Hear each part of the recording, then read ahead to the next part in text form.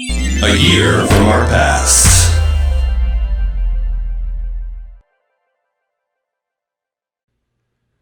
In a year from our past, we'll be doing a brief history look back at a year from each decade and what we remember from those years. So Scott will be looking back at 1984, and I'll be looking at 1994. So I'll get us started with some movies from 1984. Some of the popular movies that came out in that year were Ghostbusters, Footloose, Police Academy, Romancing the Stone, Indiana Jones and the Temple of Doom, Gremlins, Beverly Hills Cop, The Karate Kid, Nightmare on Elm Street, Red Dawn, Splash, The Never-Ending Story, Friday the 13th, Revenge of the Nerds, and The Terminator. The best picture for 1984 was Amadeus, and the highest grossing movie from 1984 was The Temple of Doom with $333 million worldwide.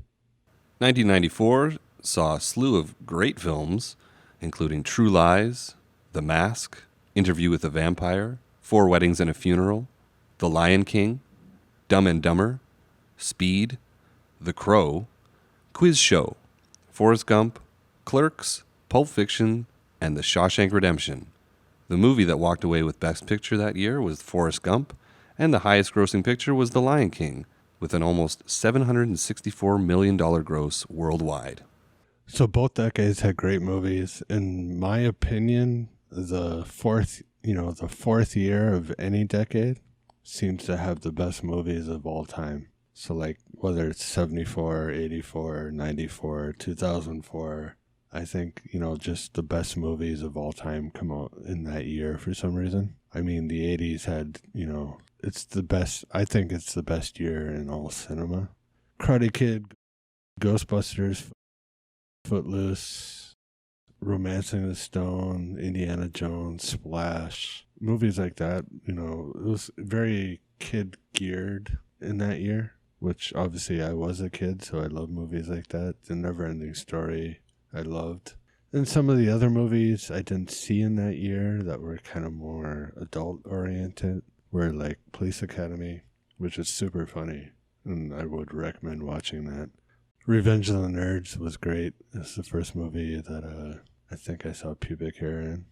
And The Terminator is a classic. I absolutely love that movie. Didn't see it in 84 because I remember seeing it at a friend's house, which meant it was rented. So it was probably after 1986 that I saw that movie, but I thought it was a great movie. And I remember Amadeus actually being good.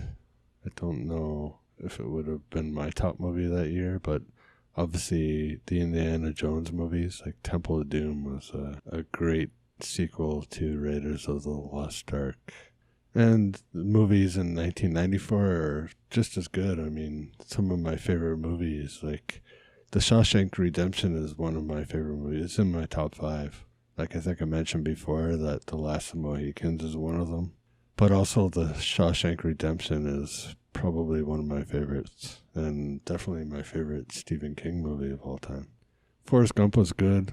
Don't remember seeing The Lion King that year. It's not a type of movie I would have gone to the theater to see. And Interview with the Vampire was a big one for me because I had read those books by Anne Rice, and there was all this hoopla about Tom Cruise playing the vampire Lestat, but I actually really enjoyed that movie. And for the 1984 movies, I think Ghostbusters was my favorite as a kid. I probably didn't end up watching it until 4 or 5 years after it was released, but I remember watching it on VHS, and once the movie stopped, I would just press rewind and watch it over and over and over again. The Indiana Jones sequel, The Temple of Doom, was a bit terrifying for me, especially when the guy gets his heart ripped out of his chest. Yeah, it was scary for a lot. Yeah, the monkey brains. I mean, there's a lot of gross aspects in that one.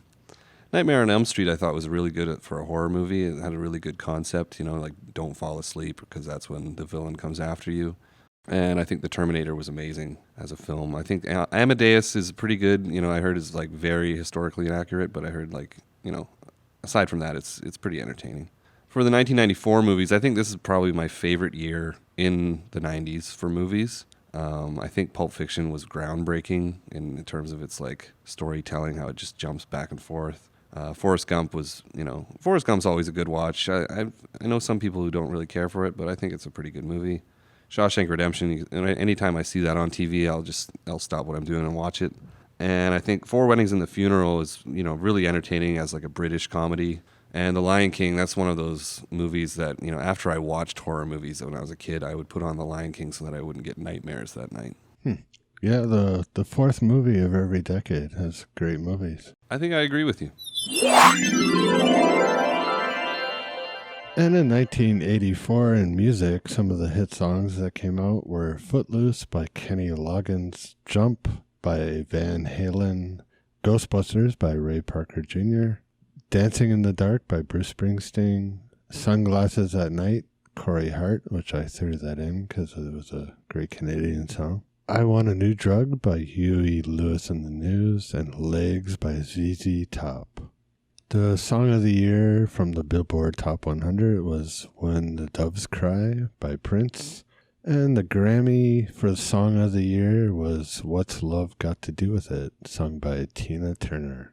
Some popular music from 1994 was I'd Do Anything for Love by Meat Loaf, the song Crazy by Aerosmith, Shine by Collective Soul, I Swear by All for One, All I Want to Do by Sheryl Crow, and by Crash Test Dummies. The song of the year, according to the Billboard Top 100, was The Sign by Ace of Base, and Bruce Springsteen walks away with the Best Song Grammy for Streets of Philadelphia. And almost like movies, I think the fourth year with music has a lot of good tunes in every decade.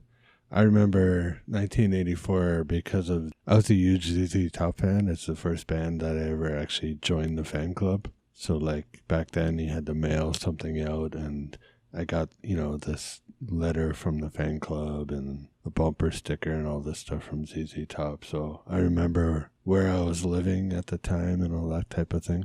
Van Halen's Jump, that came from the Van Halen album. Of course, it was called 1984, just to show that year and that decade. Wasn't a big Bruce Springsteen fan, but that was a really popular song and video. I think it's the first time you ever got to see Courtney Cox, I believe her name was, from Friends. Mm-hmm. She was the girl in the video. And yeah, a lot of great songs from 1984. The 1994 ones, a lot of them I recognize, obviously. They weren't great songs for me because of the music. I was into a different type of music in the 90s. But the Meat Loaf one was good. Aerosmith became popular again in the 90s because of that song and a few more. I think from his daughter was popular, obviously, at that time. Yeah, the album was Get a Grip. And my take on 1984 music, I recognize a lot of these, but I think what stands out for me is the Ghostbusters theme by Ray Parker Jr. also came out the same year as I Want a New Drug by Huey Lewis and the News. And they actually had a lawsuit because the songs sound so similar. Huey Lewis actually sued Ray Parker Jr. For copyright infringement because he claimed that Parker had stolen the melody, and it went to court. Huey Lewis was a great and underrated band. Yeah, I like some of their stuff. I didn't become familiar with it until I saw American Psycho. Or did you ever see Back to the Future? Oh, yeah, Back to the Future, They yeah. did all the music in that. The opening song, right? And he was actually, I think he played the principal in the movie. Or Okay. Not the principal, but maybe a teacher or something. Yeah, I think it may have been one of the talent show judges or something, but Yeah, that's what it was. yeah. And as for the 90s music, the Meat Loaf song, I'd Do Anything for Love, I remember going to school dances and being really nervous to dance with a girl to that song. The Get a Grip Aerosmith album, I really liked the music videos. I think the amazing one was when they had like the character in the music video doing virtual reality with Liv Tyler, and also Alicia Silverstone was in those videos as well. Yeah, they're both buddies. His Yeah. daughter and, Alicia Silverstone did a few videos with him, I think. Songs like I Swear by All for One. Yeah, if I listen to that now, it would take me back to this year. All I Want to Do, Sheryl Crow. That was a good album. Yeah, it was a good song. It's pretty catchy. Ace of Base was huge. I remember my sister listening to it a lot. I hated them, but I remember girls, like preteen girls, really I was loved that surprised band. how big, looking back at it, it was surprising how big they were. They're They're kind of like a band to me, like, what was that other band? Aqua? Aqua, yeah. Barbie Similar- Girl. Yeah, similar type. And Ace of Base, they're Swedish, right? Yeah, sure, yeah. probably. Yeah, maybe like ABBA. Yeah.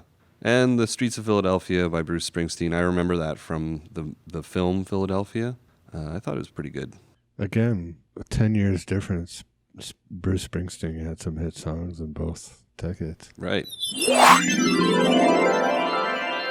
And in 1984's TV news and other events, in TV, the MTV Video Music Awards started, and Miami Vice, which was a favorite show of mine, debuted. Some popular toys that were released in the 1984 was Transformers. Some technical breakthroughs in 1984, we had the first Apple Macintosh to go on sale. Genetic fingerprinting or DNA profiling was developed. Sony makes its first 3.5-inch computer disc.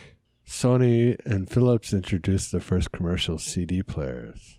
And some news and events from 1984. The Beauty Queen killer was captured and killed in the arrest in the USA. The UK and China agree on Hong Kong, and Hong Kong will revert back to China in 1997, which I think they're having some issues with now. A McDonald's restaurant shooting in California kills 20 people and wounds 16 others. The Summer Olympic Games are held in Los Angeles, and Band-Aid record the song Do You Know It's Christmas to help with the Ethiopia famine. Some television events from 1994 include everyone tuning in to watch O.J. Simpson flee police in his white Ford Bronco.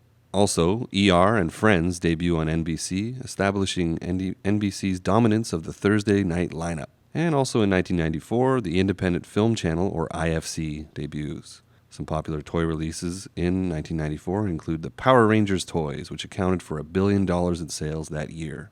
Some technical breakthroughs from that year was when Dr. Ned first clones calves from cells of early embryos. Also in that year, the FDA approves the Flavor Savor tomato, the first genetically engineered food product. Some news events from 1994 include the Major League Baseball Players Association beginning a strike causing the 1994 baseball season to be canceled. And Kurt Cobain commits suicide at the age of 27. Thousands are dead in Rwanda massacre or genocide. And South Africa holds its first interracial national election where Nelson Mandela is elected president. And also in 1994, we have Olympic figure skater Nancy Kerrigan bashed in the knee and 3 are arrested in the attack. The two things that stick out to me in the 94 year, obviously, was the O.J. Simpson arrest and the whole Bronco chase. I remember being glued to the TV. I think everybody was at that time watching that. And I remember the Nancy Kerrigan thing a lot. And as far as 84 news and events, I don't really remember any of that except for the Band-Aid song. And Miami Vice, obviously, that was a TV show I loved. And toys is interesting because Transformers were such a huge toy and, you know, everybody wanted them and had them. And then in 1994, you had Power Rangers. A little different toy, but I think both came from Asia. Mm-hmm. Two really big toy products that were popular in each decade. Yeah, some things that stick out for me from 1984 in terms of technical breakthroughs, like I think DNA profiling is a big deal. It kind of changed the game for police detectives out there solving murders and things like that. Didn't hurt O.J. Simpson in 1994, though. No, it did not, unfortunately. For the news events, I think that China agreeing on Hong Kong, becoming a part of China again, I think, we still see the effects of that today where we have these huge protests going on in Hong Kong and how they want to remain a democracy. And for 1994, I remember the O.J. Simpson thing. I didn't know who he was. I mean, I did know who he was from the Naked Gun movies. I didn't realize that he was this all-star athlete. I remember him as Nordberg in the Naked Gun movies, and I was kind of surprised. I thought, that guy? Because he seemed like such a lovable, nice character in the comedy movies. ER and Friends, obviously huge TV shows I never really got into. I was more of a Seinfeld kind of guy.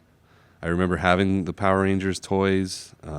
They're basically just like big G.I. Joes that wore, almost like motorcycle helmets and funny suits. Yeah, Dr. Ned cloning calves. I mean, Dr. Ned sounds pretty fishy. Yeah. It's a weird name for a doctor. It is strange, yeah. I don't remember the calves. I remember Like what was it? The Sheep or something. Yeah, it was like a sheep named Betty or something that was cloned. Was first cloned animal, yeah. Yeah. And yeah, I do remember Kurt Cobain killing himself. I didn't listen to Nirvana. I was too young, but I remember my sister being a bit distraught by that because she had a poster of him in her bedroom. The Rwanda genocide I didn't become familiar with until later on when I was studying political issues in university. But apparently that one was brutal because it was used with, machetes. It wasn't like these killing factories that you saw back in World War II. And the Olympic figure skater. I remember a lot of like SNL sketches, seeing like people getting bashed in the knee, and they were kind of making fun of it, but it was actually like pretty brutal. And then that movie that came out, I, Tonya, with Margot Robbie, told the story from her perspective. It was kind of interesting to see come from her side. The McDonald's shooting, killing 20 people, I don't remember that, but it does show that there's been mass shootings in the U.S. for quite some time. Right. Of course, there are a lot more music, movies, and other news events from both 1984 and 1994, so feel free to let us know about your favorites and your memories from these specific years in the comments below, wherever you find this podcast. Yeah, we'd love to hear from you regarding these years and get your feedback. Now let's move on to the main topic of this episode. It's time for Battle of the Decade. Thanks for watching that clip, and if you like what you saw, be sure to hit that thumbs up button. Leave us your comments below and check out more at 10yearsapart.com. If you haven't already, be sure to subscribe to our channel here on YouTube. You can find the full episode of that podcast this clip was from, plus other videos from us right here. Thanks again.